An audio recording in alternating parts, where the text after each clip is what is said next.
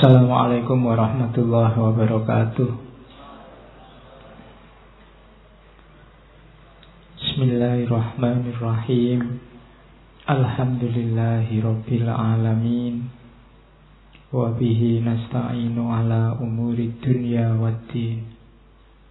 Allahumma sholli wa sallim wa barik ala habibina wa syafi'ina Sayyidina wa maulana Muhammadin wa ala alihi wa ashabihi wa man tabi'ahum bi ihsanin ila yaumiddin. Bismillah. Mari kita lanjutkan ngaji filsafat kita. Malam ini kita masih ada di sesi konsep cintanya para filosof eksistensialis. Ini kita sudah nyampe ngaji yang ke 100 sekian. Mungkin sudah hampir 80, 180-an. Berarti sudah banyak saya menyampaikan. Cuma seperti pesan-pesan saya sebelumnya, mungkin dengan ngaji ini teman-teman wawasannya sedikit atau banyak bertambah. Cuma tidak boleh merasa sudah cukup banyak. Merasa pinter itu bahaya, apalagi minteri. Ya, minteri itu salah satu ciri nanti ilmumu jadi sumber malapetaka. Kalau dari perspektifnya filsafat, sebenarnya setiap orang itu punya filosofi hidup sendiri-sendiri. Hanya saja tidak semuanya bisa berpikir dan mengungkapkan seperti para filosof. Jadi kalian yang pinter filsafat tidak berarti lebih pinter dari yang lain. Hanya saja mungkin kalian bisa mengungkapkan, mengekspresikan, sementara orang lain tidak bisa. Maka kalau kamu pulang ke rumah ketemu bapakmu, ibumu, tidak usah merasa lebih pintar dari bapakmu, ibumu. Orang-orang tua di kampungmu, mereka punya filosofi sendiri, hanya tidak bisa mengungkapkan.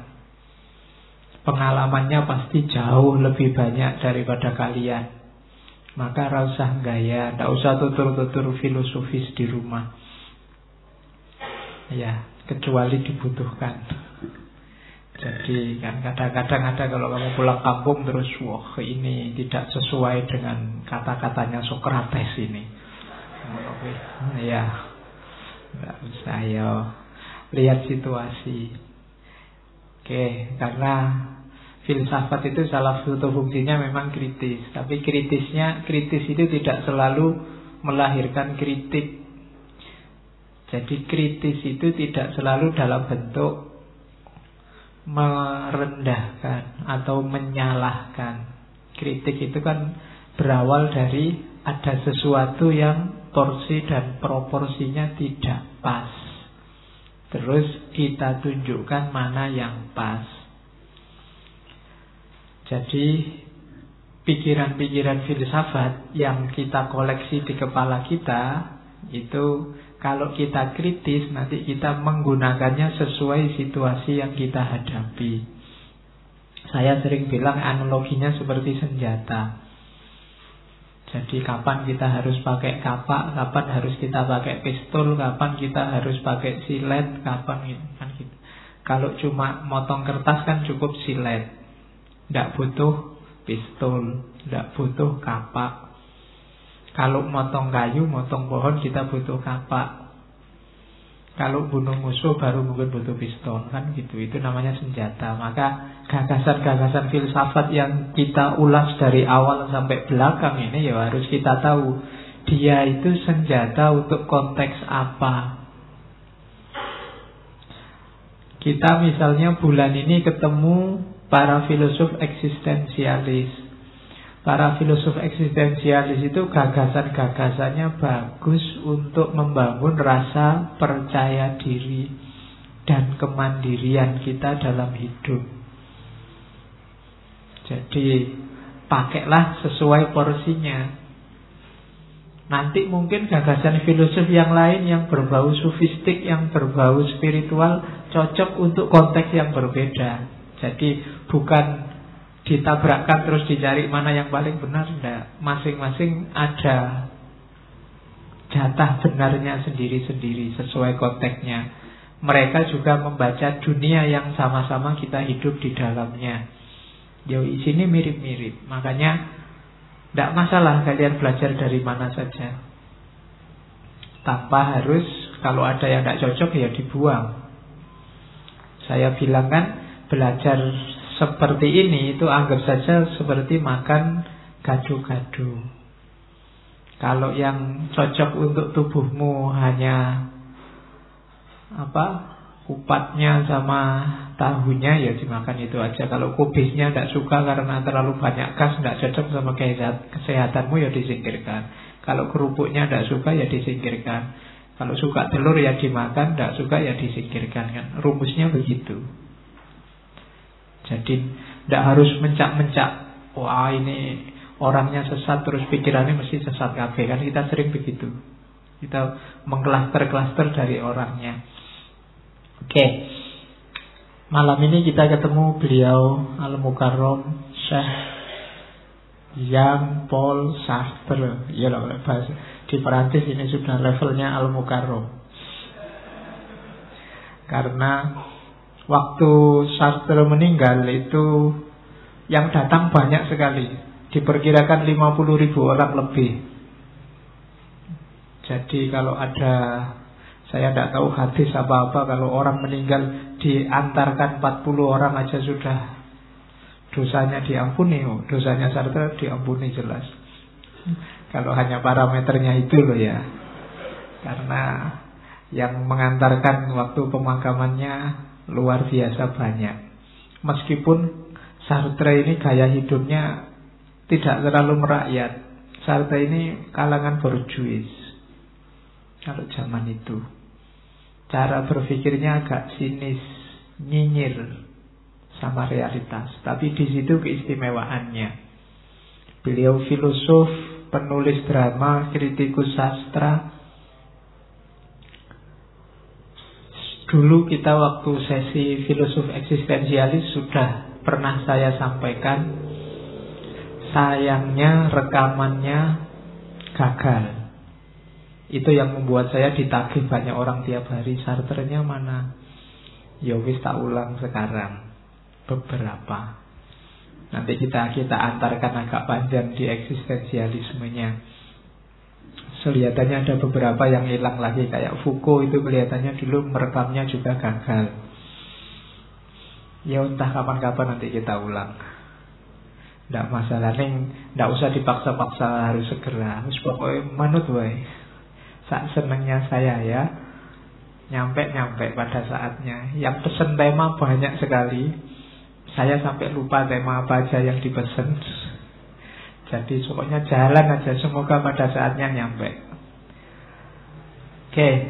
Sartre lahir 1905. Menikmati hidup di dunia sekitar 74 tahun. Nanti meninggalnya 1980.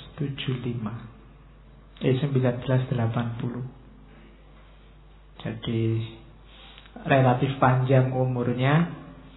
Tidak menikah, cuma hidup bersama. Ya, loh di barat itu kan banyak yang begitu. Di barat itu nikah itu bukan sesuatu yang luar biasa jadi titik awal. Kadang-kadang sudah punya anak 2 baru menikah. Messi kan begitu. Siapa yang idolanya Lionel Messi. Ronaldo juga kabarnya sampai hari ini belum kawin malahan, tapi anaknya sudah banyak. Ya, nah, di barat begitu. Jadi nikah itu sesuatu yang tidak harus mendahului kehidupan bersama. Sudah hidup bersama bertahun-tahun ya baru nikah mungkin. Nanti yang jadi pendamping pernikahannya anaknya sendiri. Jadi kalau pun nanya itu, cuma nggak usah dicoba di sini. Nanti kalian coba-coba. Kayak gitu Pak, enak. Pendampingnya nanti anaknya sendiri. Di fotonya kan lengkap, sudah foto keluarga. Sartre begitu. Sama teman sekaligus awalnya mahasiswa. Jadi waktu Sartre di kampus itu beliau sudah asisten dosen. Ketemu Simone de Beauvoir. Simone de Beauvoir ini mahasiswi yang cantik. Dan terang-terangan Sartre sendiri ngomong sebenarnya dia itu suka berpetualang dengan perempuan.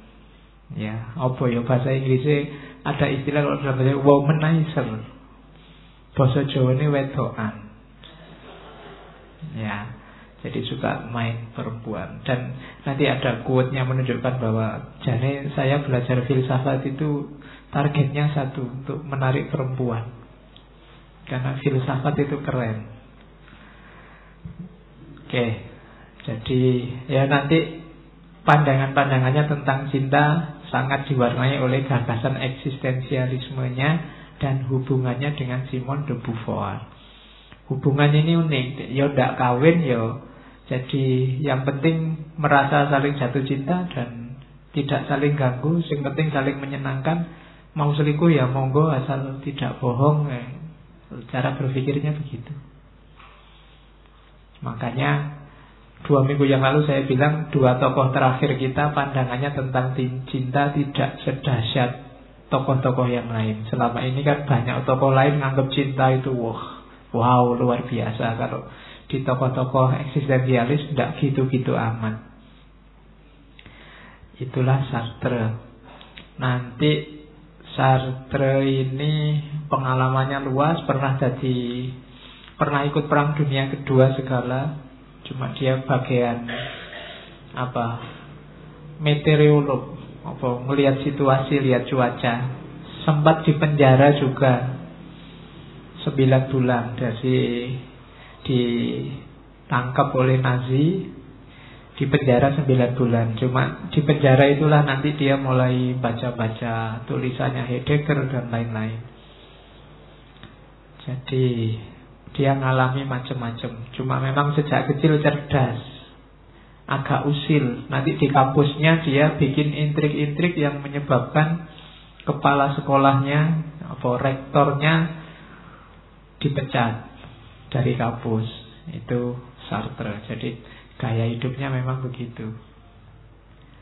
Ditinggal mati ayahnya sejak umur 2 tahun. Nanti yang membesarkan ibunya sama kakeknya. Dan yang ngajari dasar-dasar ilmunya nanti kakeknya. Yang memperkenalkan dengan naskah-naskah klasik itu kakeknya. Itu kehidupannya Sartre. Oke, ya detailnya nanti teman-teman baca sendiri riwayat hidupnya. Yang jelas Sartre ini inspiring. Banyak sekali tokoh filosof selanjutnya yang terpengaruh oleh gagasan-gagasannya Sartre. Dia termasuk tokoh transisi yang nanti jadi jembatan dari modern ke postmodern, termasuk Nietzsche dan kawan-kawan. Oke, bismillahirrahmanirrahim. Kita mulai ya. Gagasan-gagasannya Jean-Paul Sartre. Yang pertama adalah penegasan eksistensial. Saya baca ya.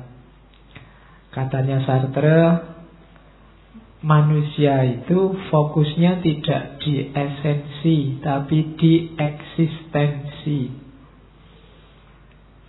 Katanya Sartre, esensi manusia tidak bisa dijelaskan seperti esensi benda-benda. Ketika seseorang melihat pisau dapur, orang bisa langsung memahami pisau gunanya apa, tujuannya apa, proses pembuatannya apa. Kalau lihat barang kan begitu. Lihat smartphone kan bisa, oh ini alat untuk komunikasi, tujuannya untuk berhubungan dengan yang lain. Bisa kita sebut. Tapi manusia tidak bisa begitu. Kamu ketemu orang, tidak bisa kalau kamu sebut, oh ini manusia, dia punya hati, punya perasaan, punya akal, kemudian cara hidupnya begini, tidak bisa. Wong manusia itu kadang-kadang ya punya hati, punya perasaan, bisa tidak dipakai. Kamu ramalkan cara hidupnya gimana, bisa sangat berbeda sekali. Yang baik bagi satu orang di sini bisa beda dengan orang yang lain. Jadi tidak bisa. Manusia itu tidak ada esensinya. Kalau barang ini ada esensinya. Maksudnya esensi bawaan yang otomatis ada. Kalau manusia tidak begitu. Dan para filosof sebelumnya, katanya Sartre, kelirunya di sini. Ingin menjelaskan hakikat manusia yang pasti. Jadi manusia itu bla bla bla bla. Menjelaskan kayak gini katanya Sartre absurd. Tidak bisa. Manusia yang mana dulu? Manusia itu hakikatnya baik atau manusia itu hakikatnya jahat? Tidak ada hakikat asli kalau buat manusia. Jadi manusia itu bukan bukan produk jadi.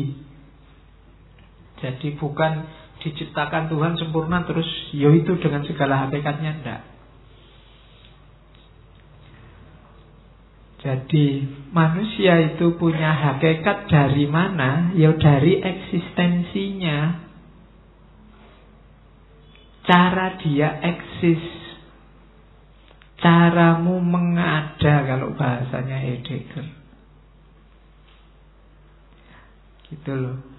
Jadi tidak ada hakikat bawaan. Tidak ada manusia itu pasti jelek atau pasti baik. Kalau kamu mengada dengan cara jelek, ya eksistensi dirimu terbentuk jelek. Kalau kamu tiap hari bohong, ya nanti hakikat dirimu jadi hakikat bohong. Termasuk yang berhubungan dengan manusia. Misalnya masyarakat Indonesia adalah masyarakat yang ramah-ramah. Itu kalau pas kita ramah atau tiap hari kita ramah, lama-lama diri kita terbentuk sebagai masyarakat yang ramah. Tapi kalau tiap hari ngamuan, tiap hari gegeran, tiap hari bikin hoax, ya nanti kita jadi bangsa yang pembohong. Kita jadi bangsa yang pemarah. Tapi kan aslinya ramah. Aslinya itu tidak ada. Aslinya itu tergantung perilakumu sehari-hari. Loh, jati diri bangsa kita yang asli itu loh Pak, ya tidak ada.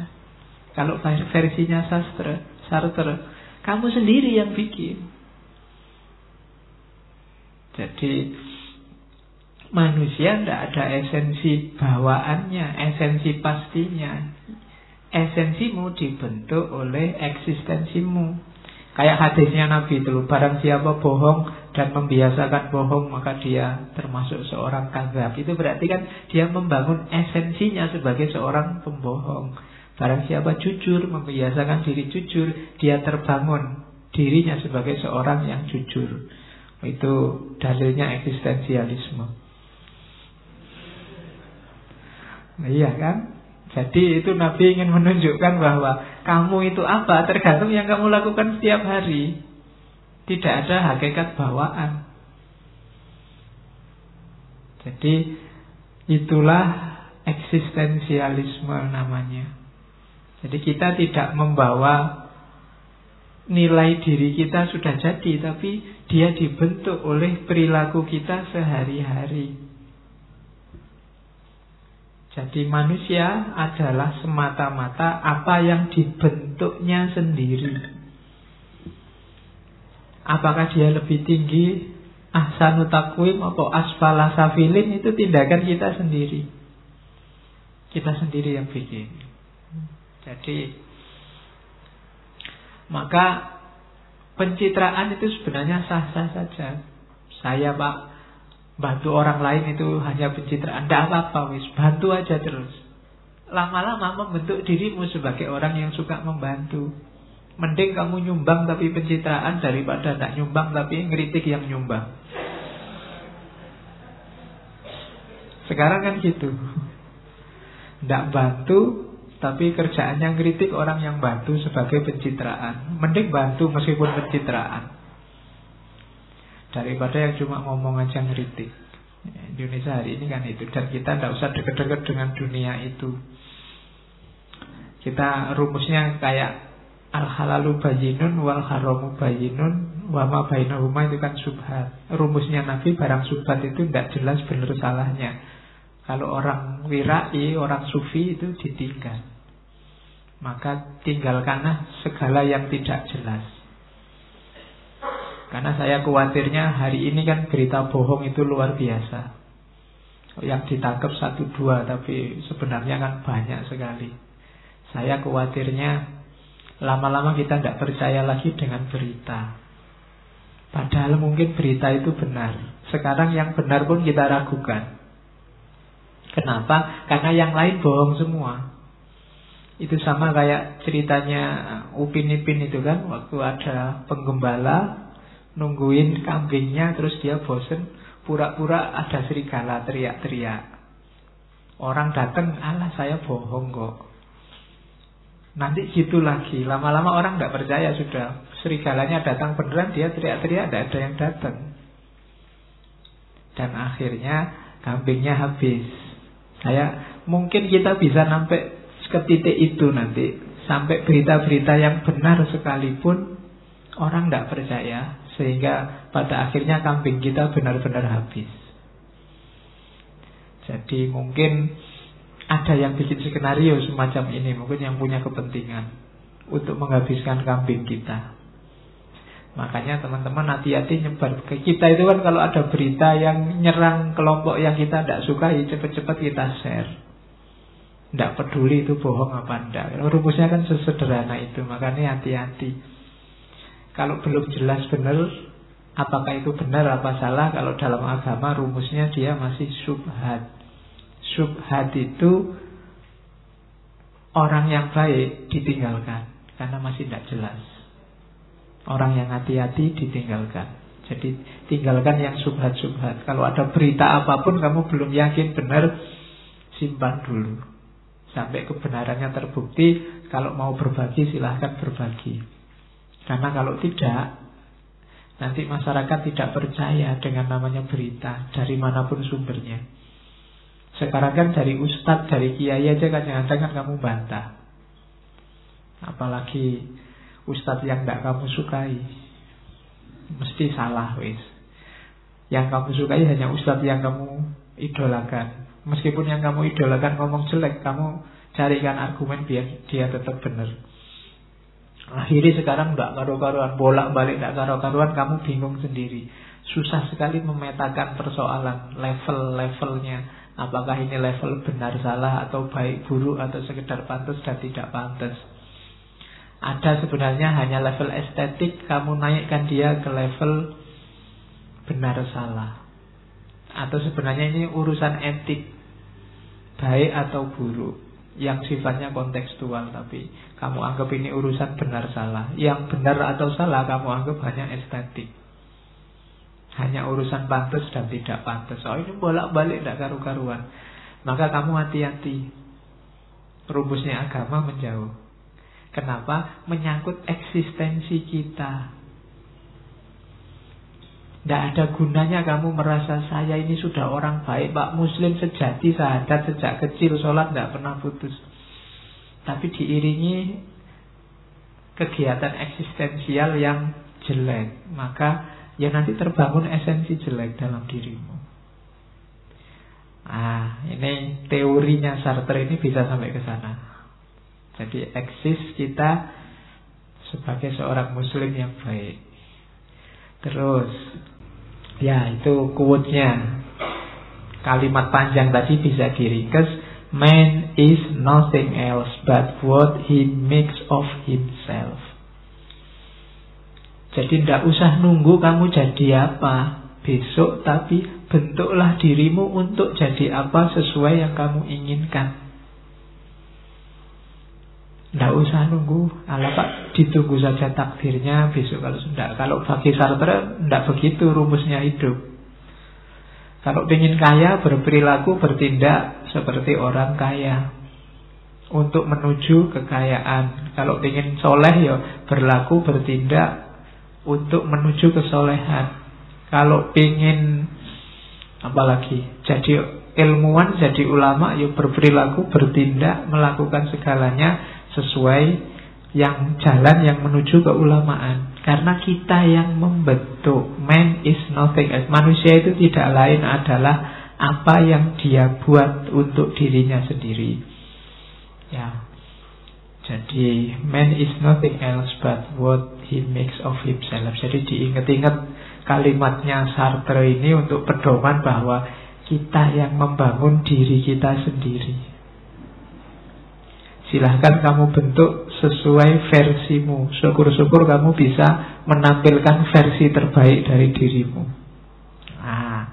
Tidak usah tanggung-tanggung. Tidak usah besok saja Pak, saya kan masih muda Pak. Kalau pingin, cita-cita saya jadi wali Pak, tapi besok misalnya. Ya, saya suka yang sufi-sufi Pak. Beberapa ngomong saya gitu. Cuma kan saya masih muda Pak, jadi besok aja amalan-amalannya solehnya. Ya tidak bisa. Dibangunnya sejak sekarang. Kalau ingin jadi filosof ya dibangunnya mulai hari ini. Dibangun karakter seorang filosof apa, nanti kamu jadi filosof. Yang ingin jadi guru, jadi dosen, mulai sekarang dilatih. Dosen yang baik, guru yang baik seperti apa. Latihan ngomong, latihan menjelaskan, latihan ngajari, latihan mempresentasikan. Tidak usah eman-eman waktu, tidak usah eman-eman tenaga kalau kalian masih muda. Alah Pak, wong ini cuma kuliah biasa aja, santai aja lah. Nanti saya jadi guru, latihan presentasi beneran. Kamu buang waktu. Tidak usah buang waktu. Punya buku banyak di kamar. Saya suka ini buku semua ini Pak, cuma bacanya kapan-kapan aja lah Pak, santai-santai aja. Tidak ada yang buru-buru. Ya sudah, tidak kebaca. Kamu buang waktu, buang tenaga. Jadi bangun dirimu mulai sekarang. Karena nanti kamu membangun hari ini, nanti jadinya besok. Kalau kamu membangunnya besok-besok, ya jadinya lebih besok lagi. Sementara tambah lama umur, tambah tenaganya semakin berkurang. Puncak-puncaknya umur kalian kalau urusan fisik. Kalau sudah seumur saya, itu grafiknya mulai menurun. Buktinya saya sering pilek sekarang. Itu kan mulai turun. Jadi kalian ada di puncak energi, puncak waktu. Jadi bentuk diri kalian. Itu nasihatnya Sartre. Jadi kalian yang membentuk. Tidak usah takut bermimpi, Pak, saya itu cuma gini aja Pak, bayar kuliah juga mati-matian, sebenarnya saya ingin ini. Bisa. Tidak usah khawatir. Jadi man is nothing else but what he makes of himself. Kamu sendiri yang membangun. Katanya Sartre lagi, everything has been figured out. Segala sesuatu itu sudah jelas, kecuali bagaimana cara kita hidup itu ada di tangan kita. Semua yang di sekeliling kita itu bisa diprediksi dan pasti. Tembok ini pada saatnya dia akan keropos. Kalau nggak dianu lagi, nggak diperbarui lagi, itu pasti. Yang fisik-fisik, lingkungan semua di sekeliling kita itu sunnatullahnya sudah jelas. Satu-satunya yang menjadi hak kita untuk ngatur sendiri, dikaruniakan oleh Allah, itu how to live. Jadi alam semesta ini sutradaranya semua Allah, ada sunnatullahnya. Satu-satunya yang dikhalifahkan ke kita adalah how to live. Bagaimana cara kita hidup. Pilihlah sendiri. Jadi pilihlah cara hidup sesuai yang kamu inginkan. Meskipun nanti ada pertanggungjawabannya sendiri-sendiri. Jadi everything has been figured out except how to live. Segalanya bisa ditebak, kecuali manusia dalam caranya dia hidup. Ini tidak bisa diramal. Dari jahat bisa jadi baik, dari baik bisa jadi jahat. Dari anak yang tidak mengalami pendidikan bisa jadi orang luar biasa. Dari yang kuliah sampai S3 bisa balik jadi jahat. Itu manusia. Skenarionya dia sendiri yang pegang. Kalian sendiri yang nulis skenario. Jadi nasibmu, kisah hidupmu, jalan hidupmu, kamu sendiri yang menulis. Nah, ini pandangannya filosof eksistensialis, Sartre dan kawan-kawan. Terus, nah, wadahnya hidup kita tadi kan bisa milih hidup eksis sesuai keinginan kita. Ada wadahnya. Wadahnya namanya faktisitas. Ini istilah dalam filsafat. Nanti di Heidegger juga dipakai. Faktisitas itu keterlemparan kita dalam fakta. Jadi kita ini hidup kan selalu tiba-tiba terlempar dalam situasi-situasi, dalam fakta-fakta. Tiba-tiba saja lahir jadi orang Jogja, tiba-tiba saja jadi orang Jawa Timur, tiba-tiba kok pesawatnya lewat. Ya.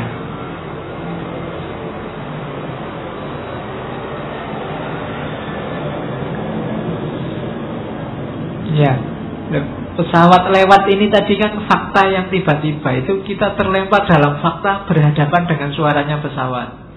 Mau tidak mau kan harus diam. Kalau tidak balapan suaranya. Jadi ini namanya faktisitas. Kita terlempar di sana. Tiba-tiba harus jadi mahasiswa UIN. Kena aturan cadar. Iya. Padahal bayanganmu tidak ada gitu-gitu loh. Kok tiba-tiba ada itu. Masalah nih. Nah itu kan faktisitas. Kamu terlempar di fakta-fakta. Tiba-tiba mau semangat, mau merancang tanggal merah, besok saya mau liburan Pak. Kok yang dilalah pilot. Ketemu fakta, kamu kena virus terus flu. Waduh, tidak jadi lagi. Itu faktisitas. Iya, kita bisa membentuk hidup. Cuma kita diwadahi oleh situasi, kita diwadahi oleh faktisitas, fakta-fakta. Kita harus menyikapinya, mau tidak mau. Maunya sih kuliah fakultas kedokteran, besok jadi dokter. Kok yang dilalah tidak punya duit, sana mahalnya luar biasa misalnya. Terpaksa kuliahnya UIN akhirnya. Fakultas Usuluddin lagi. Ya. Mau jadi dokter nggak jadi, tapi dukun kamu.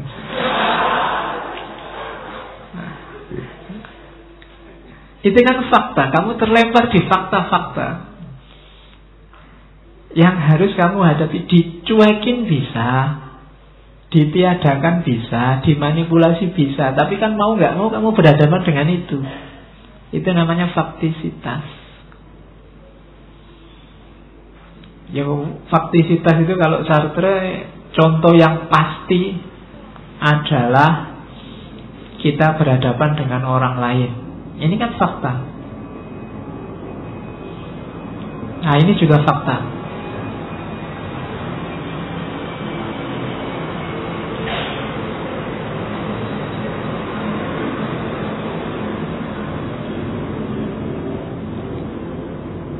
Karena berhadapan dengan Allah, kamu tidak bisa bebas. Hari ini cuacanya agak panas, agak sumuk. Harusnya kan pinginnya kalian pakai kaos oblong aja santai, kaos daleman aja santai. Cuma kan ada orang lain. Akhirnya kamu kesini harus pakai baju. Kenapa? Orang lain. Itu faktisitas. Berhadapan dengan orang lain itu luar biasa nanti. Katanya Sartre, neraka orang lain itu. Nanti dijelaskan di belakang. Yang kedua, kematian. Pinginmu kan hidup terus, muda terus, cakep terus kalau boleh. Tapi kan tidak bisa. Kamu ketemu fakta, ternyata hidup ada limitnya. Bahkan yang namanya maut, death, mati itu tidak nunggu umur, tidak ada hubungannya sama usia. Bahkan sekarang yang muda-muda lebih cepat berangkatnya. Banyak contohnya. Jadi kalau yang tua biasa kan, yang tua berangkat duluan. Tapi yang muda sekarang banyak. Saya ada teman minggu lalu usianya paling baru 30 sekian. Ada yang 40 sekian. Semakin muda. Harapan hidup di Indonesia naik, tapi kemungkinan mati juga besar.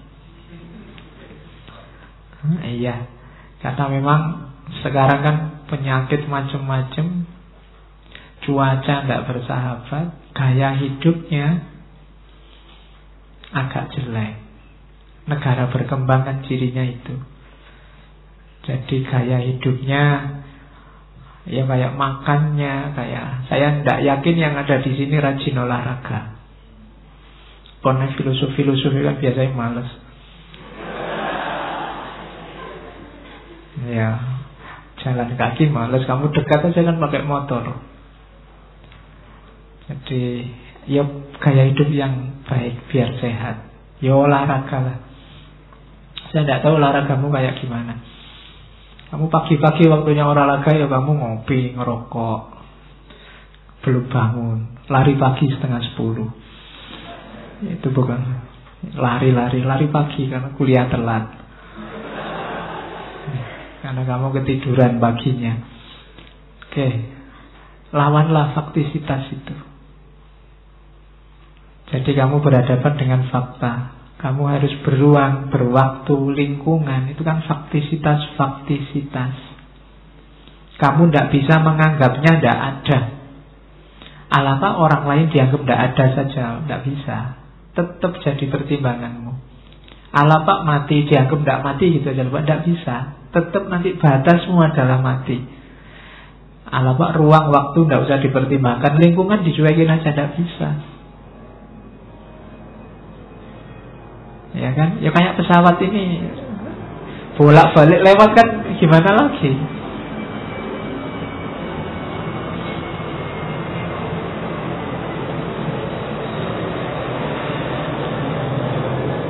Oke. Ya, Jogja itu bandaranya kecil. Jadi pesawat itu biasanya ngantri bisa setengah jam di atas, muter-muter ngantri turun. Dan muternya di atas kita, muter itu nunggu dia bisa turun. Jadi nggak usah heran. Itu bukan karena saking banyaknya pesawat, tapi saking kecilnya bandara. Jadi mereka muter, nggak bisa langsung turun, biasanya muter-muter. Jadi kamu saya ceritain karena kamu kan nggak pernah naik pesawat. Oke, ya bisanya cuma lihat. Kalian menginjak bandara aja kan nggak mesti pernah. Bisanya nonton pesawat lewat. Oke, jadi kita bebas membentuk eksistensi diri kita, cuma dicegat oleh makhluk yang namanya faktisitas, fakta-fakta. Nah, oke. Kenapa sih manusia harus mengeksiskan dirinya? Karena manusia punya bekal kesadaran diri, beda sama benda-benda dan semua yang lain. Satu-satunya makhluk yang bisa menyadari kediriannya itu manusia. Hewan enggak, tumbuhan apalagi, benda apalagi. Hewan itu hanya mengikuti instingnya saja. Jadi yang bisa sadar itu manusia. Jadi kesadaran diri merupakan eksistensi manusia yang membedakannya dengan eksistensi benda-benda. Dan meskipun benda-benda di luar manusia membantumu untuk menyadarkan dirimu siapa. Pesawat yang lewat bolak-balik menyadarkanmu misalnya, oh iya ya berarti suaranya pesawat itu keras. Lebih keras pesawatnya daripada suaraku. Ini kan melahirkan kesadaran-kesadaran. Lingkungan sekelilingmu melahirkan kesadaran. Kamu melihat apalah sekelilingmu masjid, sekelilingmu binatang, sekelilingmu tumbuhan, itu kan membuat kesadaranmu muncul ada di tengah-tengah mereka. Oh iya ya, ternyata aku ini muslim, hidupnya di masjid. Ini ada banyak teman muslim. Ini kesadaran. Jadi satu-satunya makhluk yang sadar itu manusia, dan kesadarannya dibantu oleh semua makhluk yang lain yang bukan manusia yang tidak punya kesadaran. Itu istimewanya manusia. Jadi kita membangun identitas diri kita itu dengan bantuan situasi sekeliling kita. Jadi kesadaranmu kan kesadaran sesuai situasimu, dan ini sesuai rumusmu sendiri. Nanti kalau di Iqbal kan ada rumusnya kesadaran ego itu. Misalnya ada orang yang kesadarannya aku manusia. Ini level paling dasar. Ngerti kalau dirinya manusia, yang digarap sisi-sisi kemanusiaannya. Ada orang yang kesadarannya aku ini Indonesia loh. Ada yang kesadarannya aku ini Muslim loh. Ada yang aku ini Muslim yang kebetulan Indonesia, atau aku ini Indonesia yang kebetulan Muslim. Ini kesadaran-kesadaran. Aku ini tidak cuma Muslim, Muslimku NU. Itu kan kesadaran yang kamu bangun sesuai apa yang ada di sekelilingmu. Jadi manusia yang tadi dikelilingi oleh faktisitas itu punya ciri yang membedakannya dari semua yang lain, itu yaitu kesadaran. Nah, kesadaran ini jenisnya dua. Ada kesadaran prareflektif, ada kesadaran reflektif. Jadi kesadaran prareflektif itu kesadaran langsung. Misalnya saya ketika membaca WhatsApp di HP, membaca WA, itu kesadaran langsung. Dari aku langsung menuju WhatsApp. Tapi nanti ketika saya pikir ulang, iya ya, hari ini kok aku banyak sekali pegang smartphone ya. Waktuku habis hanya untuk membaca WA. Nah, ini kesadaran reflektif. Kalau pra itu biasanya aktivitas langsung kita, kesadaran yang terarah pada objek. Ini disebut pra-reflektif karena sifatnya spontan biasanya. Kita tidak berpikir dalam hidup kita sehari-hari. Nah, nanti ada level reflektif. Para filosof itu naik satu level ke level reflektif.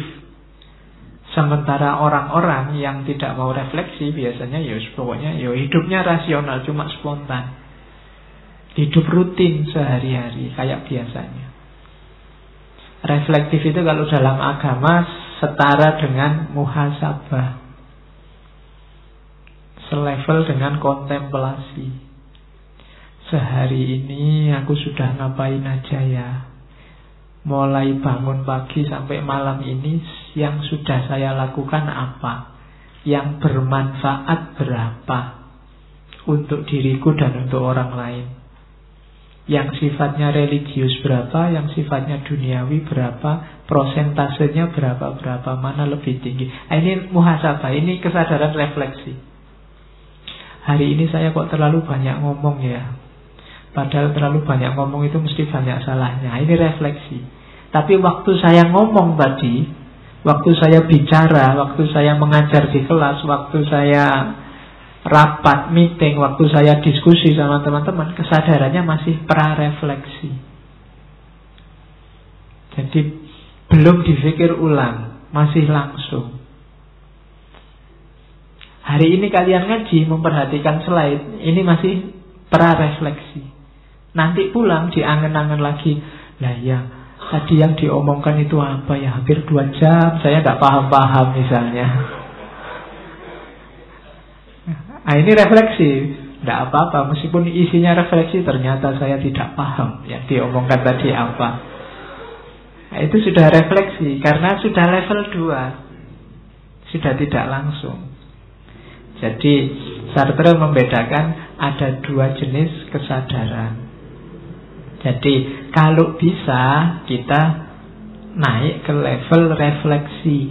Tidak hanya bahwa hidup ini harus rasional ya, harus dijalani secara masuk akal ya, tapi harus juga direfleksikan. Karena dari situlah nanti kita membangun eksistensi diri kita selanjutnya.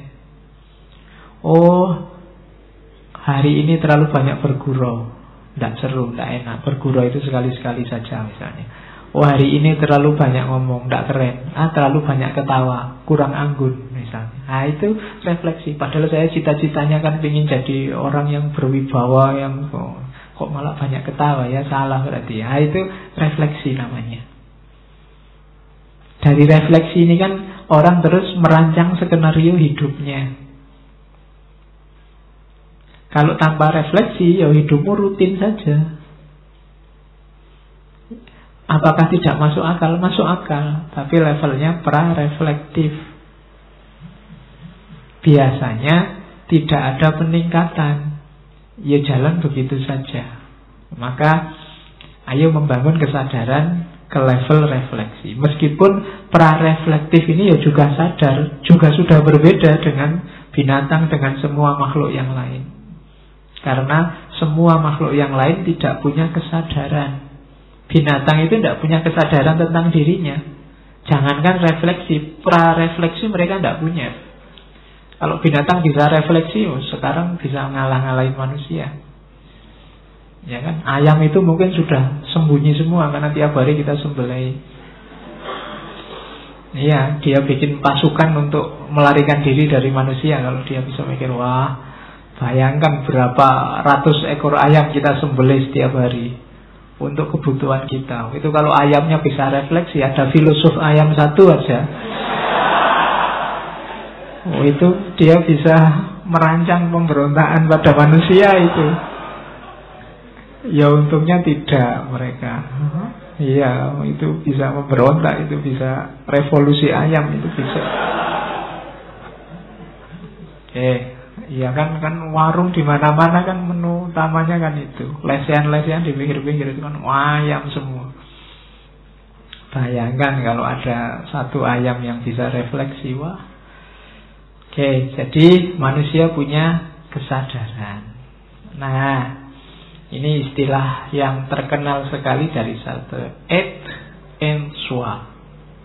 Ini istilah yang terkenal sekali dari Sartre, être en soi sama être pour soi. Being in itself dan being for itself. Tidak usah dibaca Perancisnya daripada kalian bingung. Jadi being in itself itu ada dalam dirinya.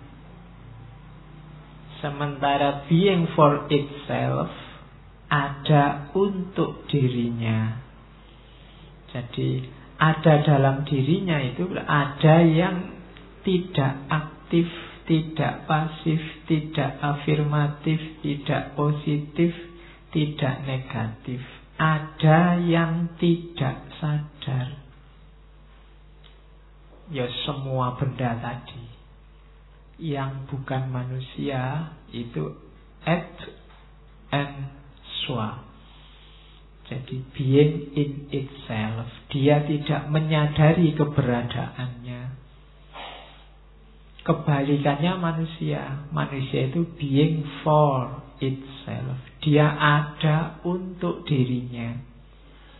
Dia tidak punya makna asli, tidak punya hakikat diri asli. Dalam tanda petik, dia kosong. Maka silahkan diisi. Tapi yang being in itself tadi, dia sudah penuh. Hakikat dirinya sudah jelas. Ayam itu ya kenapa nggak ada yang memberontak, nggak ada yang bikin revolusi, karena hakikat dirinya ya itu. Dia hidup, kebetulan dagingnya disenangi manusia sehingga dibudidayakan dan disembelih. Simple. Sudah masuk rancangan cerita hidupnya memang begitu. Kalau manusia tidak ada cerita hidup begitu. Kalau ada novel tentang ayam, ya ceritanya seragam.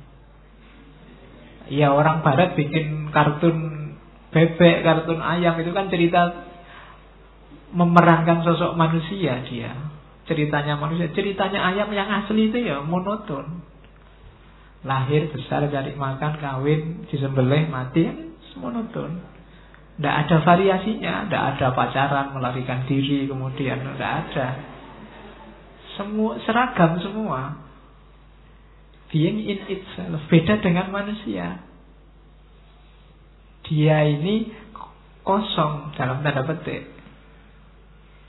Silahkan diisi, silahkan eksis seperti yang engkau inginkan. Jadi being for itself. Jadi sadar, bentuklah dirimu. Karena kamu bukan benda. Kalau benda, makhluk di luar manusia, being in itself. Kalau kita being for itself. Itulah Sartre mengklasifikasi ada. Jadi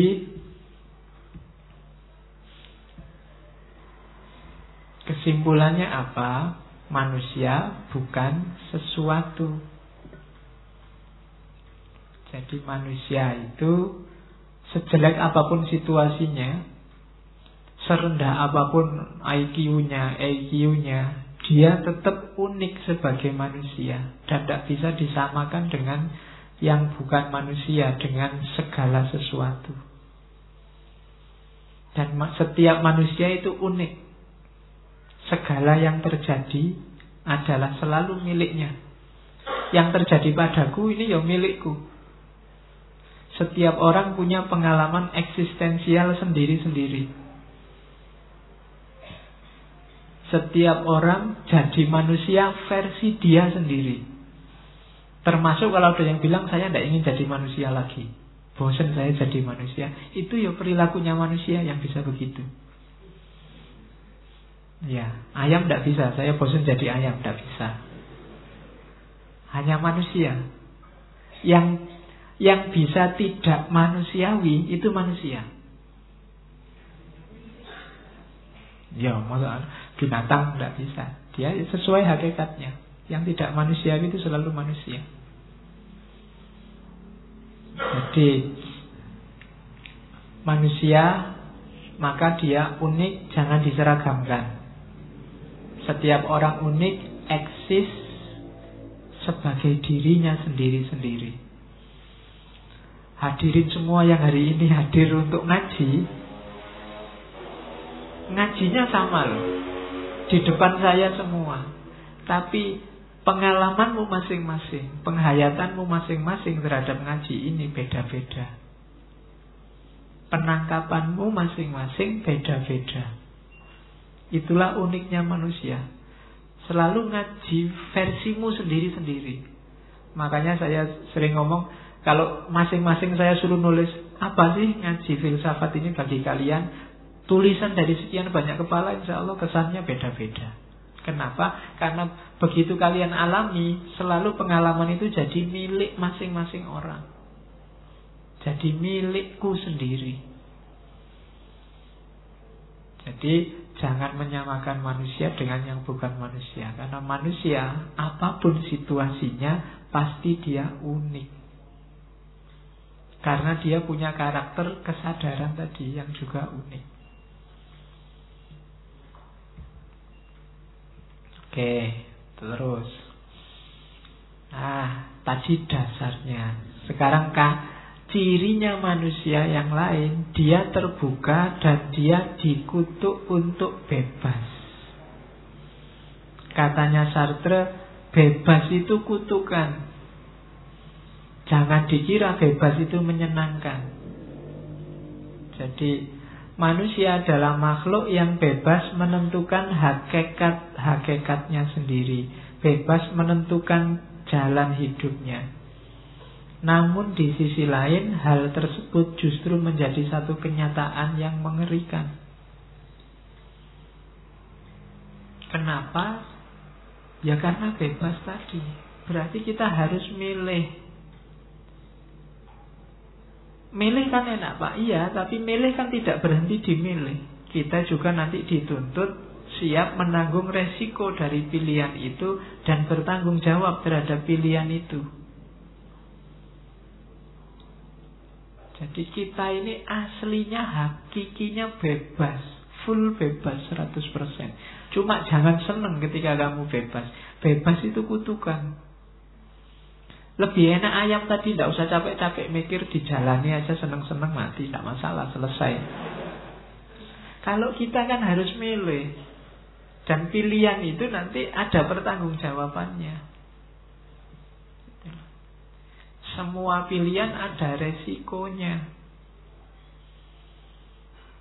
Ya pilihan-pilihan hidupmu kan semuanya ada resikonya. Ya kadang-kadang resikonya enak-enak, ada tidak enaknya juga. Tapi harus tanggung jawab.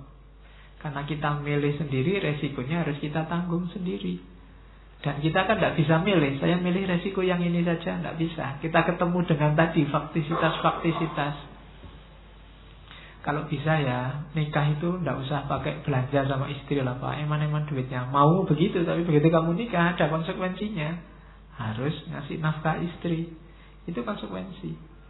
Kalau bisa ya, saya itu tidak pakai olahraga tapi sehat. Jadi saya milih tidur saja. Tidak bisa. Kalau kamu milih tidur terus ada resikonya. Mungkin kamu tidak terlalu sehat.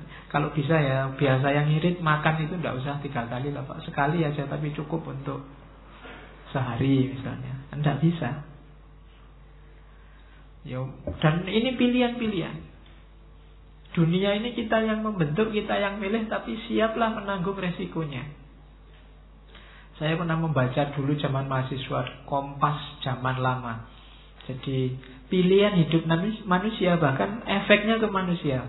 Jadi digambarkan manusia sekian ratus tahun yang akan datang itu mulutnya jadi panjang, terus matanya jadi lebar, telinganya mengecil. Itu gaya hidupnya. Kenapa mulutnya panjang? Karena besok mungkin orang makan itu tidak kayak hari ini makan. Mungkin besok zat untuk makanan kita bisa diganti hanya kapsul kecil. Jadi makan itu cukup sekali belum selesai, tubuh kita sehat, sudah nggak perlu capek-capek kamu nyari sendok, nyari garpu, nggak usah, cukup itu. Nah lama-lama karena makanannya cuma pil kecil, mulut ini kan jarang dibuka, makannya gini terus. Nah lama-lama mulutnya panjang. Terus tangannya jadi panjang. Pokoknya itu gambaran lucu zaman saya mahasiswa, ada itu di Kompas itu. Jadi manusia masa depan. Kenapa matanya lebih lebar? Karena hidup kita sekarang kan tiap hari gini. Jadi matanya dipakai terus. Lama-lama matanya lebih lebar, telinganya menyempit, jarang mendengarkan, melihat terus.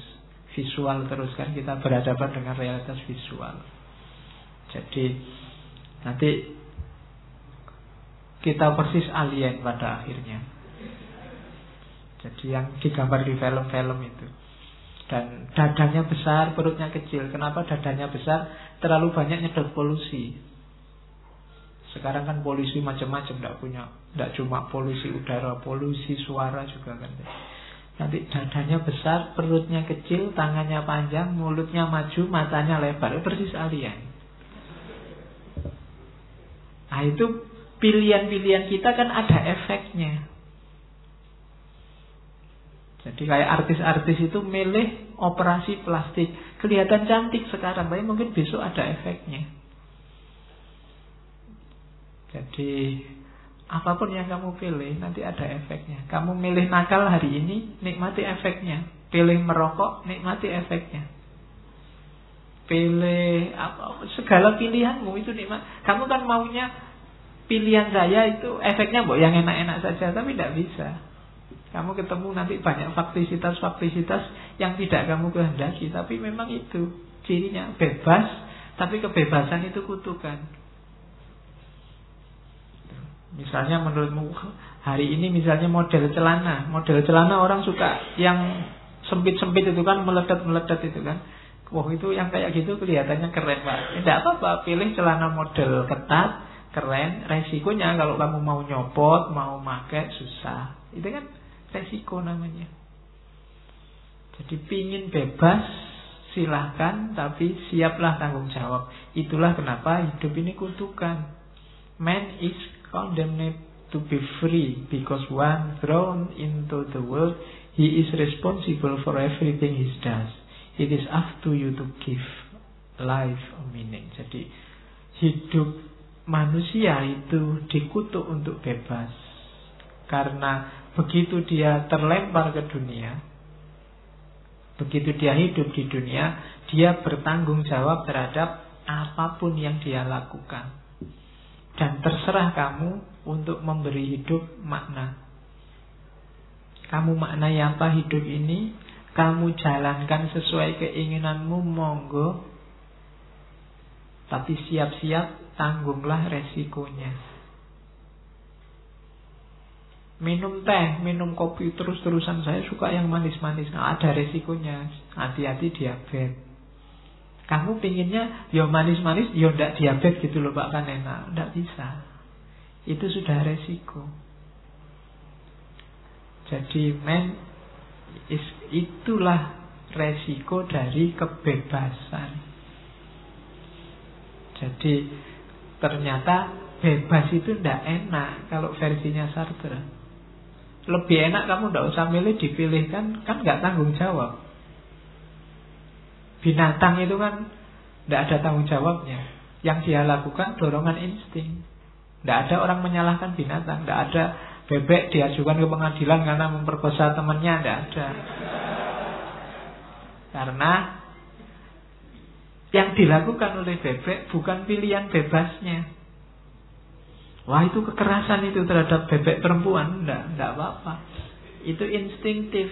Tapi manusia kalau melakukan itu bisa dianggap salah dan dihukum. Kenapa? Karena dia bisa tidak melakukan itu. Kok memilih melakukan itu, ya tanggung resikonya. Kan begitu. Beda sama yang bukan manusia tadi. Jadi kita itu kan komplit.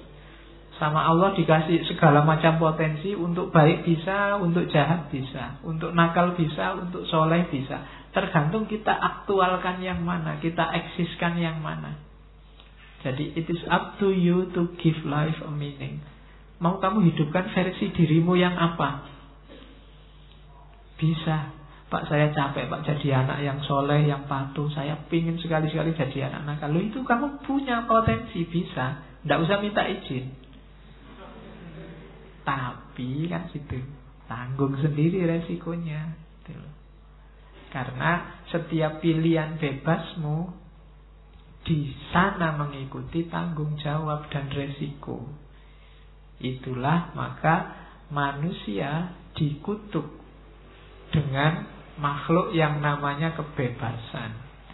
Jangan seneng-seneng kamu bebas, karena bebas itu penuh dengan tanggung jawab. Jadi kebebasan itu dasarnya pilihan, ajangnya faktisitas tadi, dan berhadapan dengan resiko. Disitulah sebenarnya sumber kegelisahan manusia. Manusia itu gelisahnya di awal adalah dia harus memilih, dan di akhir dia harus siap menanggung resiko. Jadi jangan dikira hidup ini menyenangkan. Itu kan versinya Sartre. Hidup ini kegelisahan untuk eksis. Tadi kan kamu dipersilahkan membangun dirimu seperti apa yang kamu inginkan. Dan kamu bebas. Cuma kebebasanmu itu ditandai dengan kegelisahan. Kegelisahan yang pertama, gelisah untuk milih.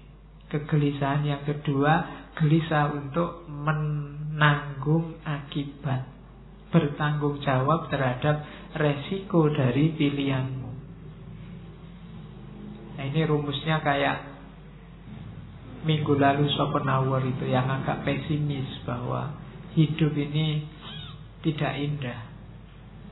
Hidup ini menggelisahkan, tidak senang-senang. Jadi ternyata kita harus memilih. Yang milih ini kan juga bukan sesuatu yang mudah. Setiap detik hidupmu kan pilihan-pilihan. Begitu kamu membuka mata kan sudah pilihan. Bangun sekarang apa nanti? Itu kan pilihan. Kadang-kadang kamu mikir sholat subuh, cuma kan ini masih baru adzan, tunggu sebentar lagi kan tidak apa-apa. Kalau 14 kan dimaafkan. Ini kan pilihan. Atau bangun saja sekarang. Ya kalau bangun sekarang, nanti habis itu tidak ngantuk lagi. Padahal masih ingin tidur, masih capek. Itu kan sudah milih. Begitu melek kamu mikir sudah. Sudah pagi, ini berangkat kuliah apa enggak ya? Wong hujan, kan ada alasan pamit kalau hujan. Bisa enggak masuk. Tapi kalau pamit nanti dosennya kayak gitu ya, nanti mikirkan kamu pilihan-pilihan terus. Jangankan itu, mau ke warung aja kan milih. Begitu kamu masuk warung sudah milih lauk sebanyak itu, dipilih yang mana ya. Itu kan kamu sudah mikir. Jadi hidup ini jangan dikira menggelisahkan. Untungnya otak kita kuatnya luar biasa. Tidak mudah capek. Kalau dia kenal capek, dia sudah lama capek dia. Apalagi otak-otak kita, capeknya mikir yang tidak penting itu. Jadi yang dipikir makanan, bangun, jalan-jalan, selfie, mikirnya gitu. Otakmu mungkin kalau dia bisa komplain. Ini hidup tiap hari mikir yang tidak penting terus. Kapan saya diajak mikir yang penting-penting? Jadi itulah kegelisahannya hidup kita. Kita harus milih dan siap menerima resikonya. Jadi ternyata tidak enak ya hidup itu. Kita hidup dalam kutukan. Nah, ini konsep yang terkenal juga dari Sartre. Ada orang yang versi ini. Orang yang hidup dalam bad faith, la mauvaise foi. Bad faith. Jadi la mauvaise foi dapat terjadi pada orang-orang yang menempelkan dirinya pada suatu hal yang lebih besar darinya, sehingga ia melupakan kesadarannya sendiri. Contohnya, ketika ada orang yang begitu bangga karena ia bekerja di perusahaan besar dan ternama. Orang-orang menjadi terkesan padanya hanya karena ia menyandang nama besar perusahaan tempatnya bekerja tersebut. Itu gambarannya dari Sartre. Banyak orang, tadi kan hidup itu tidak enak, menggelisahkan. Kamu harus milih, kamu harus siap tanggung jawab. Ada orang yang lari dari takdir bebasnya, lari dari kesiapan untuk menanggung resiko. Akhirnya apa? Dia memasrahkan dirinya pada institusi, pada orang lain, pada perusahaannya, pada lembaga yang dia percaya. Ini namanya bad faith. Hidup matimu kamu pasrahkan ke institusi itu. Kamu tidak berani berpikir sendiri, tidak berani milih sendiri, tidak berani memutuskan sendiri. Kamu takut menjalani takdirmu sebagai makhluk yang bebas. Justru ini lebih menyakitkan, katanya Sartre. Lebih mencemaskan. Kenapa? Karena resikonya kamu kehilangan dirimu sendiri. Hidupmu tidak reflektif, pra-reflektif juga tidak ada. Kamu milihnya, kamu pasrahkan ke orang lain. Kamu sendiri tidak memilih, dipilihkan orang lain. Itu hidup yang bad faith. Jadi kamu tidak memutuskan sendiri, orang lain yang memutuskan untuk dirimu. Ini problem. Kenapa? Karena kamu bisa kehilangan dirimu sendiri. Kalau bahasanya Schopenhauer kemarin, kamu tenggelam dalam kerumunan. Dirimu, kalau bahasa Arabnya wujuduhu ka'adamihi. Jadi adanya kayak tidak ada. Tidak dihitung. Tidak penting kamu ada atau tidak. Kenapa? Karena kamu tidak eksis sebagai dirimu.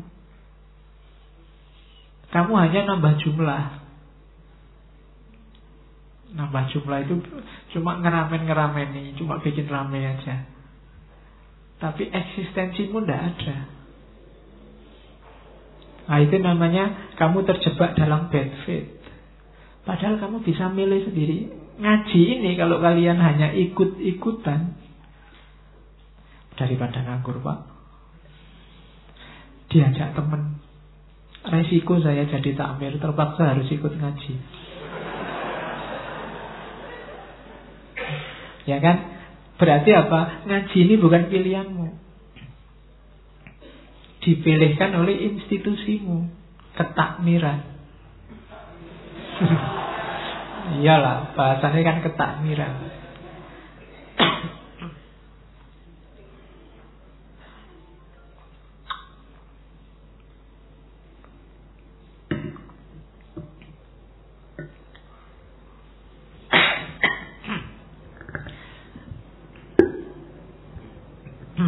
Batuk. Ditunggu sebentar. Yuk. Suaranya habis. Faktisitas. Oke. Dilanjutkan. Ya, habis beneran ini. Oke ya. Konsep selanjutnya. Suaranya aneh sekarang.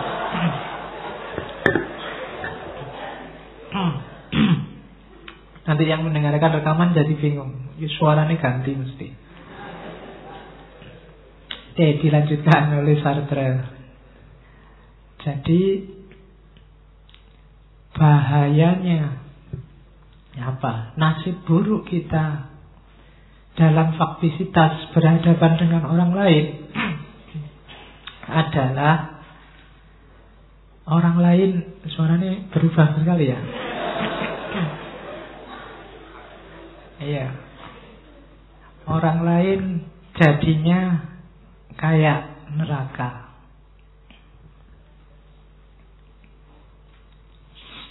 Kenapa orang lain itu neraka?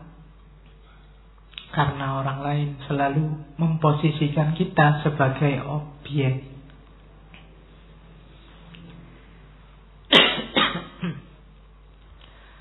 Contohnya, karena ada kalian ini, saya tidak bebas batuk. Coba di rumah saya batuk, wah sak kakoke sebenarnya. Tapi karena di sini batuknya agak digaya-gayakan. Itu karena ada orang lain. Jadi orang lain jadi neraka. Aku tidak bebas. Coba tidak ada kalian, aku wis bebas, mau ngapain aja. Tapi karena ada kalian, saya tidak bebas. Kalian juga begitu. Yang duduk di belakang mau selonjor, jani penak selonjor, apalagi kalau tidak enak sungkan sama yang lain. Jadi yang lain selalu jadi penghalangmu. Jadi orang lain selalu menjadikan kita objek. Kalian jadi objekku, aku juga bagi objek dari kalian. Kalian saya posisikan untuk kepentingan saya kamu posisikan untuk kepentinganmu. Kita saling mengobjekkan. Subjek kan selalu aku, objek yang lain. Jadi kalau aku ketemu kamu, itu sebenarnya sedang terjadi pertarungan luar biasa untuk saling mengobjekkan. Meskipun ketemunya sambil senyum-senyum, tapi itu sebenarnya bunyilah seperti kepentinganmu. Temanmu juga ingin aku bunyi seperti kepentingannya dia. Itulah bahwa kalimatnya Sartre yang berbunyi orang lain adalah neraka. Orang mengobjekkan kita dan membentuk diri kita. Makanya katanya Sartre, setiap relasi antar manusia adalah konflik. Saling menegasikan terus-menerus. Karena kita berusaha jadi subjek dan orang lain objek. Orang lain berusaha jadi subjek, kita yang jadi objeknya. Saya menganggap kalian ini misalnya santri-santri, murid-murid untuk kepentinganku di depan. Kalian memposisikan saya mungkin sebagai guru, sebagai ustadz untuk kepentingan kalian. Jadi kita sedang bertarung saling mengobjekkan, saling memasukkan dalam dunia masing-masing. Yang di kepalaku selalu aku versimu, yang di kepalamu selalu aku versimu. Kalian di kepala saya juga versiku. Orang lain jadi neraka. orang lain adalah neraka. Nah, itu terkenal sekali dari Sartre. Hell is other people. Jadi yang disebut neraka itu orang lain. Saya jadi tidak bebas lagi mau ngapa-ngapain. Analoginya lubang kunci, katanya Sartre. Bayangkan ya, kalau kita sendirian di kamar, itu kan kita bebas. Bebas tidak pakai baju, bebas joget-joget, bebas goyang-goyang. Tapi begitu kita sadar ada yang mengintip, kita kan langsung berubah. Tadinya mungkin joget-joget dangdut, wah ada yang ngintip ternyata. Wah tidak berani joget dangdut lagi, karena sudah terlanjur di luar bilang sukanya lagu rock, lagu jazz, lagu blues. Wah kok diketahui lagu dangdut nanti malu. Jadi begitu ada orang yang melihat kita berubah. Tidak bisa bebas lagi. Tidak setuju dengan keinginannya sendiri mencocokkan dengan apa yang diinginkan orang. Itu kan orang jadi neraka. Padahal mau A, tapi sekarang kamu ganti B. Kenapa? Orang lain pinginnya itu. Sebenarnya kamu pingin posting ini. Tapi kalau saya posting ini, tidak ada yang like. Gara-gara mempertimbangkan like-nya orang lain, kalian posting sesuai yang diinginkan oleh mereka. Itulah neraka yang namanya orang lain. Wah kamu sendiri tidak suka sama postinganmu, cuma hanya butuh jempol banyak saja. Kamu posting dengan versi itu. Itulah nerakanya orang lain. Kamu hidup versi orang lain. Nah, Sartre ini ateis. Mbahnya ateis. Nah, dia sangat tidak suka sama Tuhan. Kenapa dia tidak suka Tuhan? Karena Tuhan bagi Sartre posisinya kayak orang yang ngintip tadi. Tuhan kan ngawasi kita terus. Betapa tidak enaknya kita diawasi terus oleh Tuhan. Jadi dia tidak terlalu suka. Akhirnya dia jadi ateis sama Tuhan. Jadi kenapa Tuhan itu posisinya kan kita meyakini Tuhan selalu mengawasi kita, dan itu menyakitkan. Diawasi manusia aja neraka, apalagi diawasi Tuhan. Jadi itu versinya Sartre. Dan dia membalik argumennya Dostoyevsky. Dostoyevsky dia punya argumen kalau tidak ada Tuhan semua boleh. Kalau tidak ada Tuhan kita bebas ngapain aja kan. Karena ada Tuhan ada banyak kewajiban, ada banyak aturan kan. Itu Dostoyevsky. Tapi dibalik oleh Sartre. Karena semua boleh, kita kan bebas mau ngapain aja. Berarti Tuhan tidak ada. Jadi kita mau nakal boleh, mau maling boleh, itu berarti kita bebas. Berarti Tuhan itu tidak ada. Katanya Sartre begitu. Itu membalik argumennya Dostoyevsky. Karena dia ingin menegaskan keateisannya. Ya saya bilang tadi, gagasan para filosof masukkan dalam kotaknya sendiri-sendiri.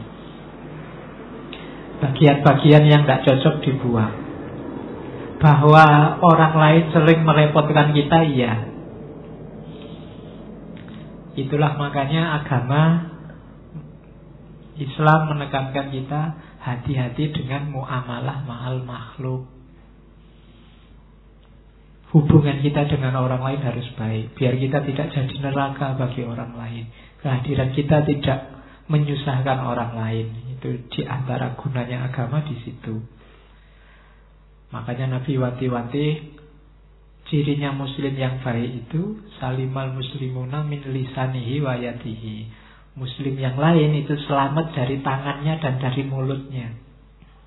Termasuk dari matanya, termasuk dari telinganya, termasuk dari hidungnya. Orang beriman itu orang yang membuat orang lain aman. Di antara kata-kata iman arahnya ke sana.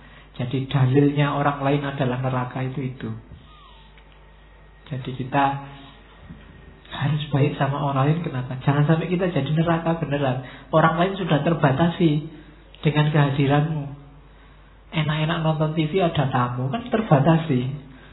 Jadi neraka. Makanya bergaul yang baik. Kehadiranmu Semoga tidak jadi neraka. Makanya beramal soleh muamalah ma'al makhluk. Itu maunya Sartre. Sartre remind us that action and statement most choice are made within the view of others, and others will determine if we are liars or being authentic. Kenapa sih orang lain itu neraka? Karena biasanya tindakan kita, perilaku kita, kata-kata kita mempertimbangkan pendapat orang, mempertimbangkan pandangan orang. Dan bohong atau tidak, ya kita nunggu judgementnya orang. Itulah kenapa orang lain jadi neraka. Kita tidak bisa. Tadi awalnya kita bebas, ingin mewujudkan diri kita apa saja sesuai keinginan, tapi gara-gara ada orang lain ini loh, terus keinginan kita tidak 100% bisa dipenuhi. Karena kita selalu mempertimbangkan komentar orang, bukan kenyamanan kita sendiri, bukan keinginan kita sendiri. Jadi kunci masalahnya di situ. Jadi action and statement must choice are made within the view of others. Kita selalu disibukkan oleh komentarnya orang, disibukkan oleh pendapatnya orang, sehingga kita tidak eksis jadi diri kita sendiri. Mau ngomong gini, wah nanti takut, jangan-jangan dianggap garis keras. Mau ngomong begitu, takut nanti dianggap liberal. Mau ngomong gitu, nanti takut dianggap sesat. Mau ngomong gitu, takut nanti dianggap bid'ah. Kamu takut terus, tidak bisa ngapa-ngapain. Jadi hidup kita akhirnya terkungkung oleh komentarnya orang. Disitulah berlaku jargon, berarti orang lain itu neraka. Makanya keluarlah dari neraka. Dengan cara apa? Eksis jadi dirimu sendiri, wujudkan keinginan versimu yang otentik, sesuai yang kamu inginkan. Nah, itu maunya Sartre. Dari situ nanti muncul gagasan humanisme eksistensial. Humanisme eksistensial itu beda dengan humanisme sebelumnya. Dulu ada sesi ngaji yang judulnya humanisme bareng sama modern, itu silakan dibuka lagi. Cuma katanya Sartre, humanisme lama itu masih belum manusiawi. Kenapa? Karena humanisme lama itu masih mempertimbangkan yang lain. Manusia hidup dalam tata nilai yang dibuat di luar dirinya. Manusia hidup dengan nilai-nilai versi ketuhanan, realitas tertinggi, adat, tradisi, norma, kebiasaan, common sense, macam-macam yang itu di luar dirinya manusia, masih belum manusiawi. Jadi katanya Sartre, kita bentuk humanisme eksistensial yang beda dengan humanisme sebelumnya. Humanisme sebelumnya masih sibuk dengan yang lain, yang di luar diri manusia. Jadi masih belum manusiawi beneran. Jadi humanisme eksistensial itu apa? Humanisme yang optimis, menjunjung kebebasan manusia. Jadi ketika seseorang dibebaskan sepenuhnya mewujudkan apa yang dia inginkan,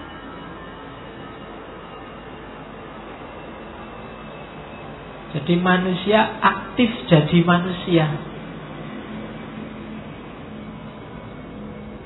Dasarnya eksisnya manusia itu humanisme. Humanisme itu ya kemanusiaan bahasa kasarnya. Jadi humanisme ya, cuma humanisme yang eksistensial. Kan ada misalnya humanisme religius. Nah itu kan mengabdi pada nilai-nilai di luar dirinya manusia, namanya ketuhanan. Sartre tidak suka, manusia ya manusia. Biarkan dia sesuai kodratnya sebagai makhluk yang bebas, berkata-kata, bertindak sesuai yang dia inginkan, membentuk dunia sesuai versinya dirinya sendiri. Itu humanisme eksistensial.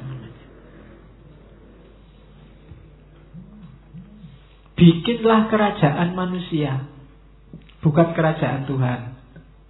Ya kan ada di teman-teman kita agama sebelah itu kan selalu ingin membangun kerajaan Tuhan di muka bumi. Katanya selalu, ngapain bangun kerajaannya Tuhan? Wong kita manusia. Ya bangun kerajaannya manusia. Mari kita bangun kerajaan manusia untuk hidupnya manusia. Dan manusia adalah makhluk yang potensinya bisa melampaui dirinya sendiri sekarang. Dia bisa self-surpassing. Kalian itu punya potensi luar biasa. Hidupkan dan lampaui itu. Semakin kalian lampaui, semakin kalian besar. Kalian bisa sebesar apapun yang kalian inginkan. Nah itu Sartre. Punya cita-cita jangan nanggung, yang besar sekalian. Biar usahanya maksimal, insya Allah bisa. Kalau memang serius ke sana. Gantungkan cita-citamu setinggi langit, kan begitu. Karena kalau cita-cita itu tinggi, seandainya gagal kan kamu sudah naik ke atas, paling bawah-bawahnya sedikit. Kalau cita-citamu presiden, berusaha jadi presiden. Kalau meleset kan paling tidak menteri. Tapi kalau kamu cita-citanya ketua dukuh, berusaha jadi kepala dukuh, ya kalau meleset kamu jadi RT. Tapi kalau sudah tinggi yang kamu incar, kalau meleset dapat bawah-bawahnya sedikit. Dan bisa, pasti bisa. Karena manusia adalah makhluk yang self-surpassing, bisa melampaui dirinya. Nah, dan katanya Sartre, yang manusia butuhkan bukanlah bukti dari eksistensi Tuhan, namun penemuan dirinya kembali. Jadi, ndak usah capek-capek nyari buktinya Tuhan apa, Tuhan ada di mana. Tapi temukanlah dirimu sendiri. Kamu itu apa? Ingin mewujudkan dirimu sebagai apa? Ingin dikenal sebagai apa? Itulah humanisme eksistensial. Jangan nyari yang di luar dirimu, cari dirimu saja. Jadi, dan ini sifatnya optimis, pasti bisa, tidak pesimis kayak filosof yang lain yang kemarin ada pesimisme itu. Jadi, ayo kita hidup, eksis, jadi diri kita sendiri, membangun dunia manusia. Itulah konsep yang dikenal sebagai humanisme eksistensial. Sebenarnya nanti itu tulisan tidak terlalu panjang tentang humanisme eksistensial dari Sartre. Selain bukunya, kalau yang tadi yang eksistensialisme yang di awal itu dari bukunya Being and Nothingness. Kalau yang eksistensial humanisme itu tidak terlalu tebal. Terjemahnya kelihatannya sudah ada. Being and Nothingness saya tidak tahu, kelihatannya sudah ada diterjemah apa belum ya. Tapi Inggrisnya bisa kalian download gratis. Tapi dibaca ya. Ya, dikoleksi ngapain, ngetek-ngetek duit, buang-buang kuota kalau cuma dikoleksi. Dibaca. Paling enggak, kalau kamu download, carilah bagian-bagian yang menarik, kamu highlight, diambil manfaatnya. Siapa tahu kamu harus presentasi, siapa tahu kamu harus ngomong tentang Sartre. Potong-potonglah sesuai versimu. Kayak saya ngomong Sartre kayak gini, itu kan saya potong sesuai yang saya pahami. Apakah ada yang tidak saya pahami? Sangat mungkin ada, tapi kan nggak tampil di sini. Iya, iya. Dan kalian tidak tahu, kok kalian tidak baca. Nah, jadi menangnya di situ. Dan kalian tidak bisa bantah kalau tidak saya kasih kesempatan bantah. Jadi diam aja makanya. Nah, itu ini menang-menangan, biar saya yang menang jadi subjek, kalian objek. Nah, jadi besok kalian bikin status Ustadz adalah neraka. Iya. Iya, saya jadi objeknya terus, tidak pernah jadi subjek. Oke. Nah, baru kita ketemu cinta. Waktunya tinggal. Iya. Sudah ngomong panjang lebar, temanya baru ketemu di akhir. Oke. Ada, saya potong-potong pointers-pointers kecil tentang cinta. Yang pertama, cinta itu konflik. Pasti ya. Jadi kenapa konflik? Kasusnya sama. Berhadapan dengan orang lain, pasti yang terjadi saling mengobjekkan.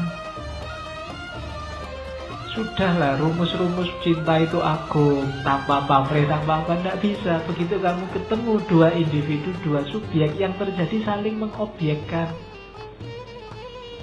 Menjadikan dia subjekmu dan dia objekmu, dan dia menjadikanmu objek bagi dirinya. Maka karakter dasarnya cinta itu konflik. Kita saling ingin membelenggu kemerdekaannya. Ciri pertama, jadi cinta itu konflik. Ciri yang kedua, cinta itu paradoks. Jadi cinta itu paradoks itu seolah-olah cinta itu memberikan kebebasan. Aku cinta padamu dan cintaku ini bukan belenggu. Tapi sebenarnya itu sudah membelenggu. Jadi ada sifat paradoksnya. Ya kayak kamu, aku cinta padamu dan cinta tidak untuk memiliki. Tapi kalau dia dimiliki orang, ya kamu nangis. Ya kan? Jadi ya banyak paradok-paradoknya. Jadi serba tabrakan, seolah-olah wah tulus apa nih? Iya kan? Tulus dari mana? Wong di WA temenmu aja kamu cemburu. Jadi paradok, seolah-olah ingin membebaskan tapi janjinya membelenggu. Cinta itu subjek ingin menjadikan yang dicintai sebagai objek. Jadi, dan demikian juga sebaliknya. Jadi cinta itu kamu pinginnya aktif, yang lain pasif. Kamu yang pulsua, dia yang enjoy. Kamu yang for itself, dia yang in itself. Kamu punya kenapa kamu cinta, kan ada alasannya. Mungkin dia cantik, mungkin dia menarik, mungkin dia... Alasan-alasan ini kan yang membuat dia jadi objek. Objek keinginanmu. Dia selalu dia versimu. Jadi dalam cinta yang terjadi apa? Saling mengobjekkan. Akhirnya apa dalam cinta itu? Subjeknya sama-sama hilang. Tidak ada subjek dalam cinta, masing-masing pihak adalah objek. Jadi pertarungan saling mengobjekkan, akhirnya dua-duanya kalah. Kalah dalam dunia paradoknya cinta. Jadi dua-duanya akhirnya apa? Sama-sama pasrah. Sama-sama ya, sama-sama aku hanya milikmu. Engkau juga bilang aku hanya milikmu. Sama-sama memasrahkan diri, bodoh-bodoh jadi objeknya. Menghilangkan individualitasnya. Jadi inginnya sama-sama merdeka, bebas, tapi akhirnya membelenggu. Makanya Sartre sama Simone de Beauvoir itu hidup bareng tapi saling membebaskan, karena tidak mau terjebak dalam cinta yang utopis, cinta yang platonik. Ya kan? Cinta monyet yang pacarannya di kebun binatang. Ya kan, katanya disebut cinta monyet karena pacarannya di kebun binatang. Jadi kenapa sih orang pacaran itu sering gegeran, sering marah-marah? Karena cinta hakikatnya konflik. Kenapa cinta itu bikin gelisah? Karena cinta selalu saling mengobjekkan. Dalam cinta orang tidak bisa hidup jadi dirinya sendiri.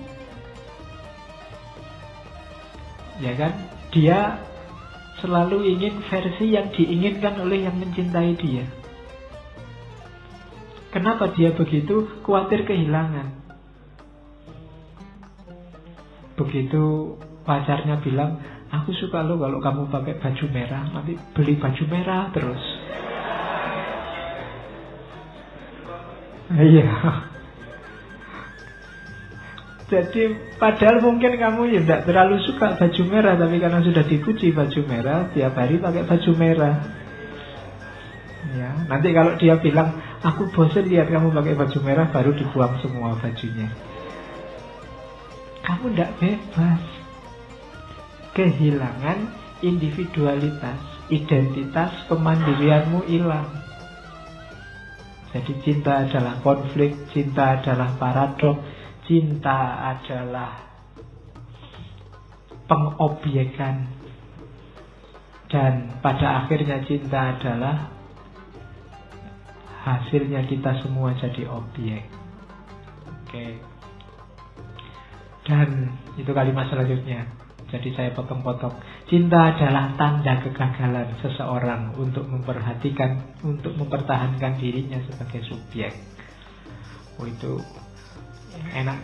Kamu yang jomblo kalau ditanya, kenapa kok belum punya pacar? Pakai Sartre. Ya. Iya, tidak apa-apa. Karena ingin mempertahankan saya sebagai subjek, tidak mau diobjekkan oleh orang lain. Saya tidak ingin gagal dalam mempertahankan subjekku. Itu jadi tidak apa-apa. Justru yang sudah punya pacar itu kamu sekarang jadi objek. Jadi cinta adalah tanda kegagalan. Ini kalimatnya negatif ya. Cinta adalah konflik, cinta adalah paradoks, cinta adalah tanda kegagalan. Tidak ada yang positif.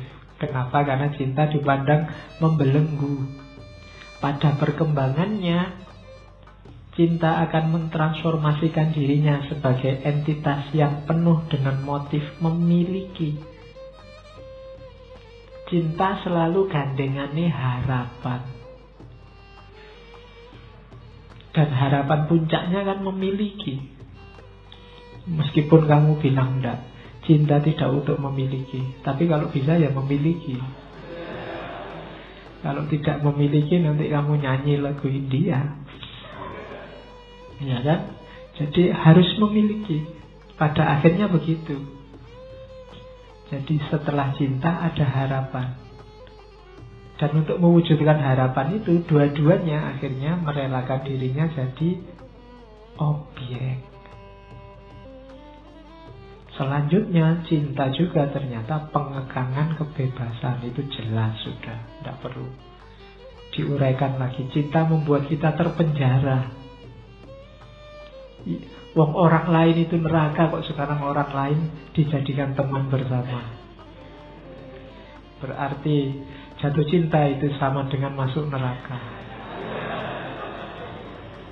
Iya. Itu kalau versinya Sartre kan begitu kamu. Oke, jadi cinta adalah pengekangan kebebasan. Seseorang akan berharap dirinya untuk terus dicintai, dan begitu pula pasangannya punya harapan serupa. Orang yang saling mencintai pada hakikatnya terpenjara. Hanya saja dia tidak merasa. Oke. Dan kalau bahasanya Sartre, akhirnya cinta itu nausi. Nausi itu bikin mual. Iya. Bikin muntah. Kenapa?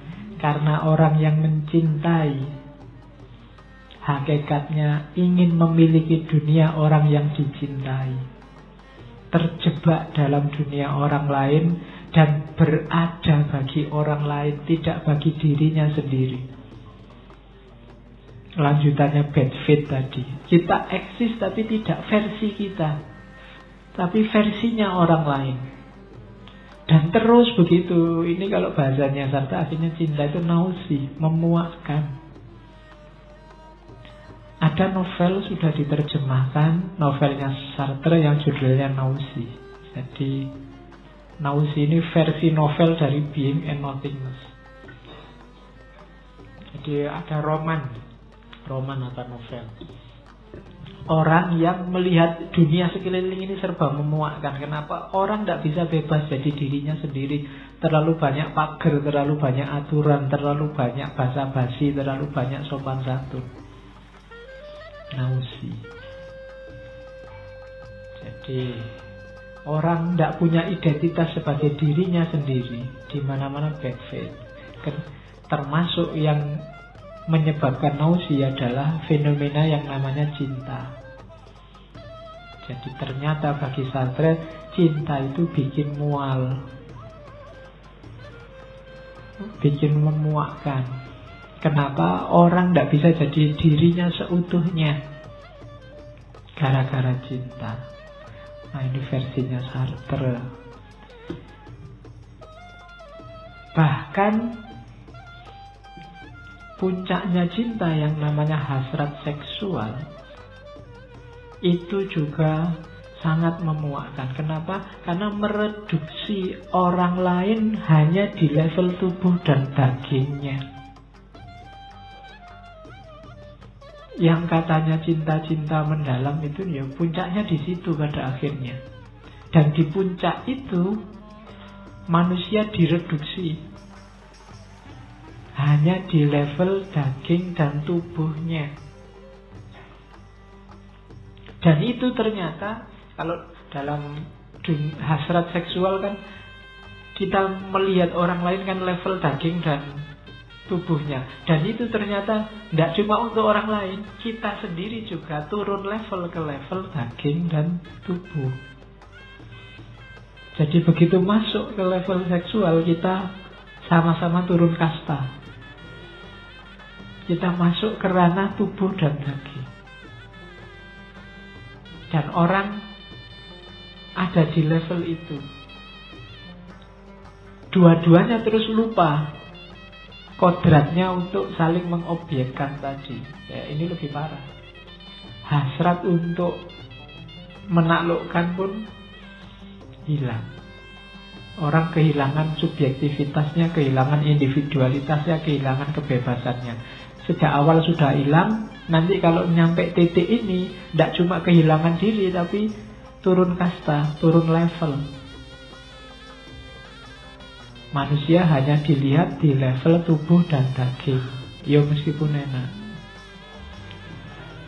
Ya, Johann Sartre sama de Buffon juga gaya hidupnya kan begitu. Jadi manusia turun level. Jadi ternyata cinta itu ya kontradiksi, ya paradoks, ya memuakkan, ya jadi serba enak. Jadi kalau ingin nyari konsepnya cinta yang jelek-jelek bisa dari sini. Ternyata gak semua konsep tentang cinta itu luar biasa, agung, baik. Ada juga yang mengkonsepkan tidak bagus, jelek. Oke, ada quotes dari Sartre. In love, one and one are one. Kenapa satu? Karena dua-duanya lebur jadi objek, atau kalau tidak, salah satu jadi subjek, yang satu hilang jadi objek. Jadi dalam cinta 1 tambah 1 sama dengan 1. Tidak ada kita berdua. Yang ada siapa yang dominan, yang mampu mengobjekkan yang lain. Atau kalau tidak, dua-duanya jadi objek. Dua-duanya kehilangan dirinya. Maka in love, one and one are one. Ini kalau ada yang tanya, apakah 1 tambah 1 selalu 2? Tidak. Katanya Sartre, kalau dalam cinta 1 tambah 1 sama dengan 1. Oke. Itu ada kalimat, I wanted pure love, foolishness. Aku ingin cinta yang murni. Foolishness itu bodoh. Cinta yang murni itu kebodohan. To love one another is to hate a common enemy. Orang itu bisa saling mencintai kalau punya musuh bersama, itu baru bisa bareng-bareng mencintai. Kalau tidak ada musuh bersama, ya saling mengobjekkan, saling menaklukkan. I will thus expose your hatred.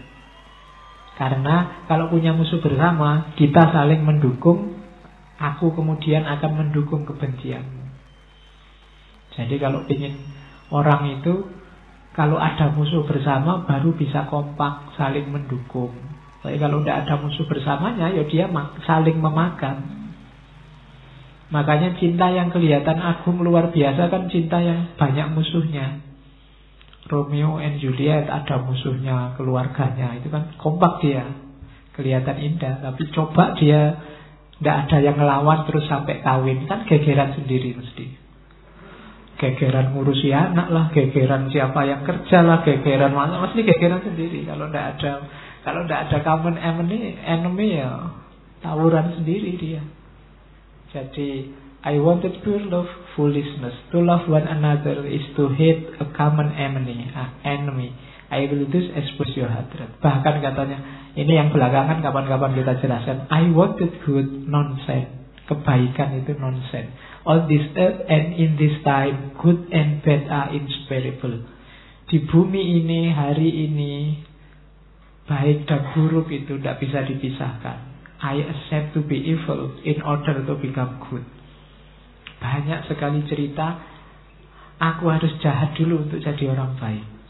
Oh, itu contohnya banyak. Tapi kapan-kapan kita ngomong ini di kuliah etika. Jadi ternyata dalam banyak kasus, dalam banyak kesempatan, untuk jadi orang baik kita harus jahat dulu. Karena kebaikan yang dalam dirinya sendiri itu tidak ada. Inseparable, baik dan jahat itu kayak mata uang. Jadi saling bersisihan. Saya kutipkan suratnya. Jangan dikira orang sadis itu tidak bisa ngomong cinta. Ini saya potongkan suratnya untuk Simone de Beauvoir. Ya kalau zaman dulu pacaran surat-suratan. Kalau hari ini kan WA-an. Kamu kadang-kadang nggak pakai tulisan kan, paling jempol lah, ngasih apalah, ngasih itu. Kalau dulu pakai tulisan. Dan ya kalimatnya filosofis, wong filosof. Iya. Setiap kata-kata bisa kamu tafsirkan panjang. Kalau manggil Simone de Beauvoir itu gadis kecilku yang manis. Ya, romantis ya. Padahal ini konflik, ini paradok. Iya. Kalimatnya unik. Malam ini aku mencintaimu dengan cara yang belum engkau ketahui. Itu nama lain dari sakarepku pokoknya. Iya kan, dengan cara yang belum engkau ketahui berarti kan sakarepku. Aku tak perlu letih menempuh jarak, tak perlu tenggelam dalam mengharapkan kehadiranmu.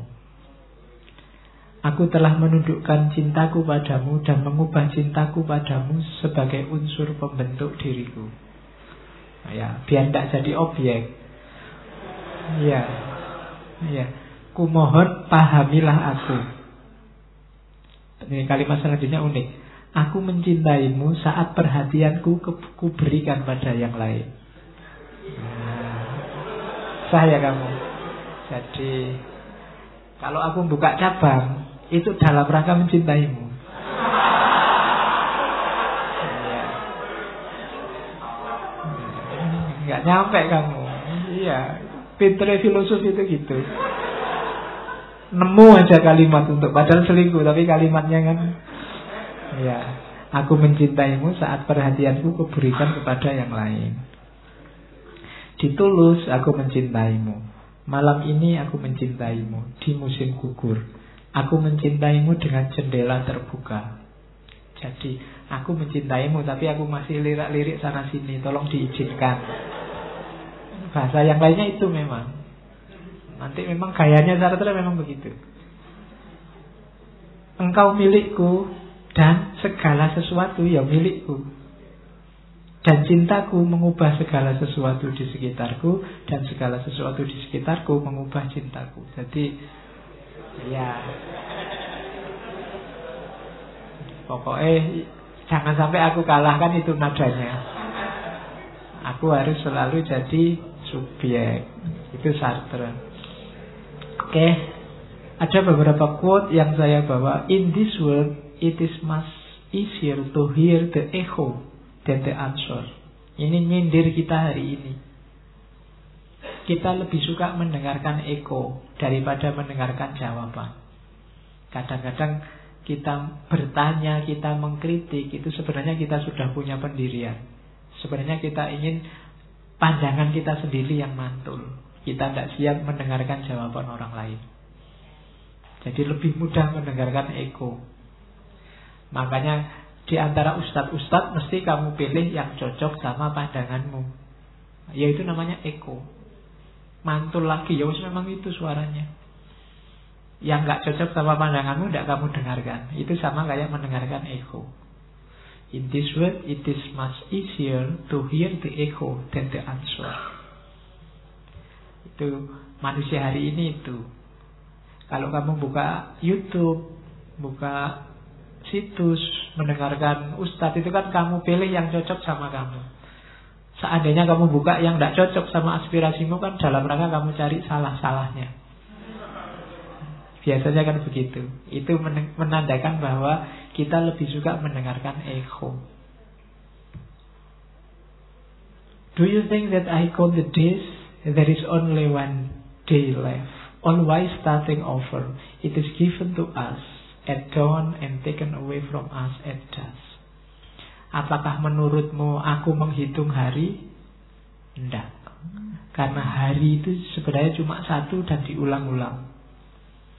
Kita ketemu hari, waktu senja, dan nanti diberikan waktu senja dan diambil lagi waktu terbit dan seterusnya. Jadi setiap hari itu sebenarnya satu. Hanya ada satu hari. Ini sebenarnya menyuruh kita hidup hari ini, bukan kemarin atau besok. Jadi tidak usah menghitung hari. Hari tidak usah kamu hitung. Kamu nikmati saja hari-hari eksis seperti yang kamu inginkan. Karena hari itu cuma satu. Sisanya hanya pengulangan. Besok diulang lagi, besok diulang lagi. Ini yang saya bilang tadi. If I become a philosopher, if I have so keenly sought this fame for which I am still waiting, it is all been to seduce women basically. Kalau aku menjadi filosof, kalau aku ingin segera terkenal dan sekarang masih menunggu, ini kan zaman dia belum terkenal ngomongnya, semuanya sebenarnya untuk menggodani cewek-cewek, untuk menggoda perempuan. Keren loh. Itu guyonan di Sartre. Jadi filsafat itu keren. Jadi kalau ingin kelihatan keren di depan perempuan, jadilah filosof. Iya. Karena perempuan suka lihat cowok yang cerdas. Biar kamu bisa diobjekkan. Iya. Jadi objeknya perempuan.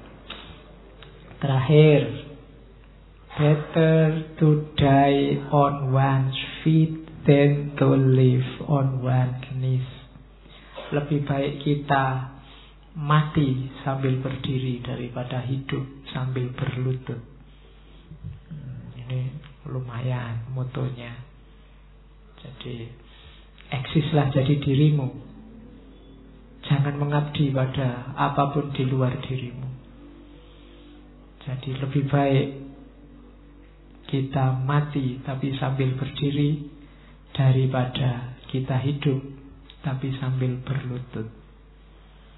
Menuntut kita jadi manusia yang tidak hanya mengikuti maunya kerumunan, tapi kita hidup sesuai keinginan kita sendiri. Alhamdulillah, Sartre dan cintanya sudah selesai. Kita sudah mengakhiri cinta eksistensial. bulan depan kita ganti tema. Ya, suasana baru. Kita ambil tema untuk bantu teman-teman yang sudah kuliah. Saya ambil tema filsafat, ilmu dan pengetahuan. Minggu pertama saya ingin ngomong paradigmanya Thomas Kuhn. Ya. Minggu kedua saya ingin bicara tentang anarkisme ilmiahnya Feyerabend, Paul Feyerabend.